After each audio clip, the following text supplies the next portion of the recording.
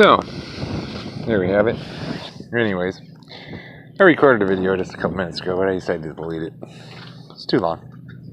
So I'll get back to task. We had some aircraft interruption with loud, abusive afterburners. Guys in a hurry to nowhere except go burn up your tax dollars, burn up their fuel allotment. $67 billion a year just in one company alone. Wow, hungry children in America. What a waste. Yeah. Also, they can run around the world and play bullies and yes men to their banker bosses and oil boys, oil cartels, doing their dirty work, pillaging the world's resources. Nice bunch. Oh yeah, that's right. American military. Real fine bunch. Anyways, so you see it. Last night I was talking. I'm trying out the new microphone piece. I'll turn around here now at this time with them fully exposed to a nice breeze. 12 knot breeze, 15. Hopefully I'll check this out and I won't have a bunch of tornado stuff, but I will still put my hand up for the rest of the video. Try and block some of it. Usually like this we have turbulence, and when I go like this and you can hear me when it's blocked behind me. So I'll talk this way just to be sure in case the test didn't go well. Put the styrofoam on. Sorry about that, guys. I don't watch them. I record them and get back to work and launch them. And luckily, I even see them in the same day or evening if I got time. So I had some people asking me about the horrible noise. We'll get it addressed. If we didn't this time, we will next time. So this is a D-ring, stainless steel. Probably run you about $35 for that little guy right there. Amazingly enough. This was the deadbeat that was flying in the wind last night, 30 feet out. No hope of getting it. No way to get it. I mean, I could have climbed the mast and grabbed it up there, but it's dangerous, and I have no interest in that. So when I pull on this one, it pulls on this one. You see, same line. And it is only a line at the moment because it's not attached to a sail. But when it is attached to a sail, it's physically in a corner, like where I showed you the clue last night. Clue right here. Big ring. Clue, corner of the sail.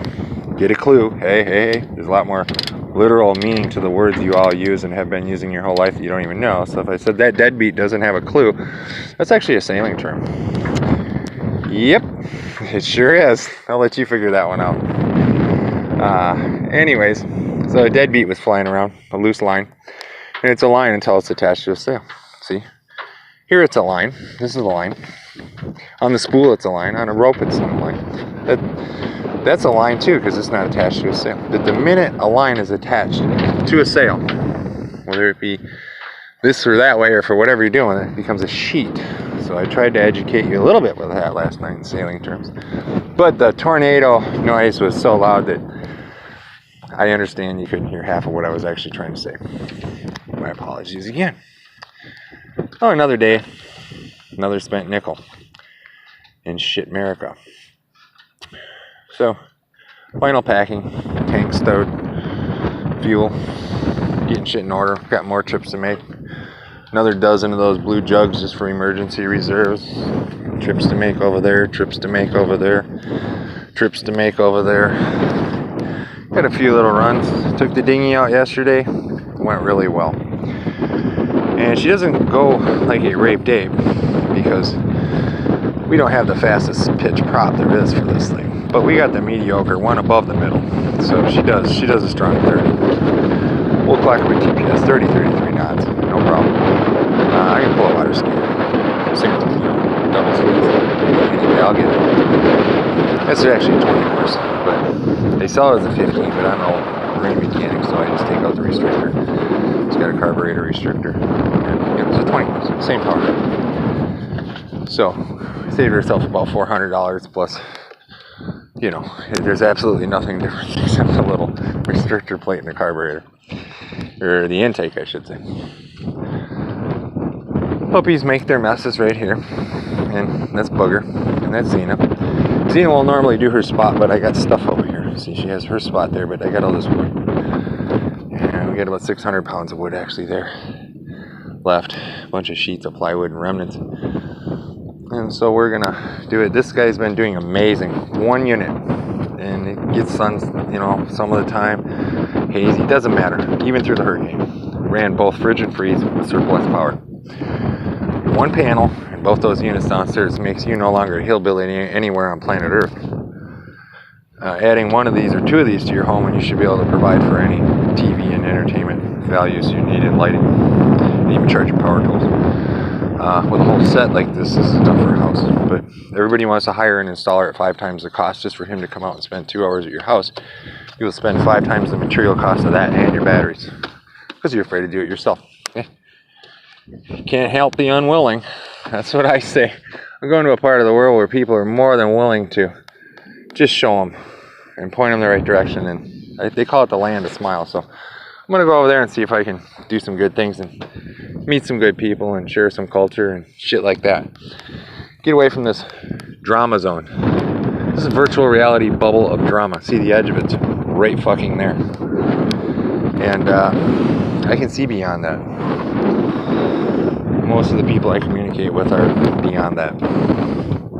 They have lots of questions about why the Americans don't understand certain things. They said, well, they live in the virtual reality bubble. What can I say? They turn to the paid networks, state television, these sitcoms, the silly ball, the silly car events, that they're entertained by the circus continually. I think they did that in biblical times, you know, they free bread at the Coliseum, you know, and they threw some certain group to the lions, or I don't know, had entertainment back then, thousands of years ago. Still haven't learned a damn thing. Anyways, it's running good. We can do a 3-point. It's a little, you know, not 100%, but re-rigged this, no longer twisting. Got a nice stack up under here. I had a nice set of plywood, but the one day I tried it, the 3-foot, 4-foot waves are coming here, slamming the boat, buckled the side in. It was a horrible attempt. I managed to save the boat, and we got it up. Then I had it on a 2x4, as you've seen many times, for a week, and got it through, got it done. Got the pods remounted, got the pods trimmed. There's a video on that somewhere, and some pictures for those interested. Put the little arch on there. That's actually the piece I cut out of underneath this transom that you can't see that's behind it.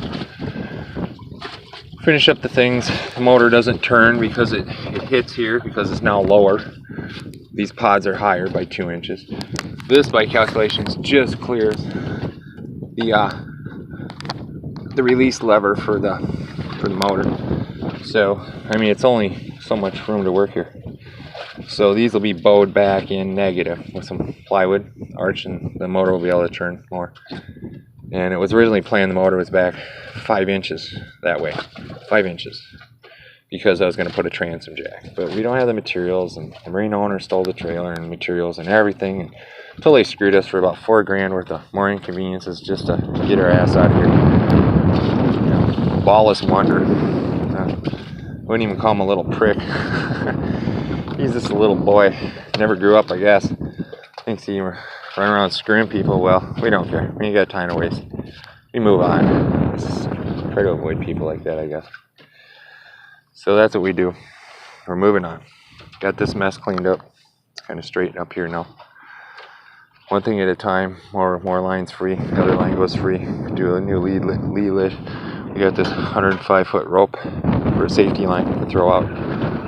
And yeah, progress.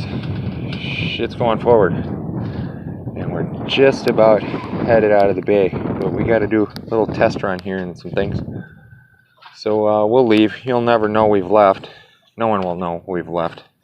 Those that are in communication with us know.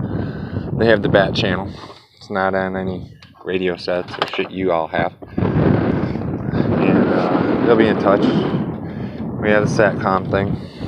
Should we decide to send messages or images or whatever we need to do. We have our tools. But we're going sailing. This is a sailboat. This is a hell of a sailing boat. And she'll take us around the world. She's been around the world already. She comes from the other side of the world. So we, dog alert went off. The boat came by within 100 yards. So she will get us there. There's some debris floating in the water. Don't know what it is, but nothing of ours is coming this way off the ocean. Maybe it's a care package. Who knows? You never know what you find out here. It could come from anywhere in the world. I think you can see it. I don't know if it's even in the phone or not, but there's a package out there floating around. Anyways, yeah. So wishing you all a good week. We got stuff to do. Grandma Bonnie's cooking late lunch, breakfast. I don't know what it is. And Xena says hi. And Boogeyman says hi. He's not on duty. He's downstairs napping probably. Oh no, there's food being cooked in the kitchen. So he's probably making sure nothing hits the floor accidentally in the kitchen area. Okay. Y'all have fun. Bye-bye.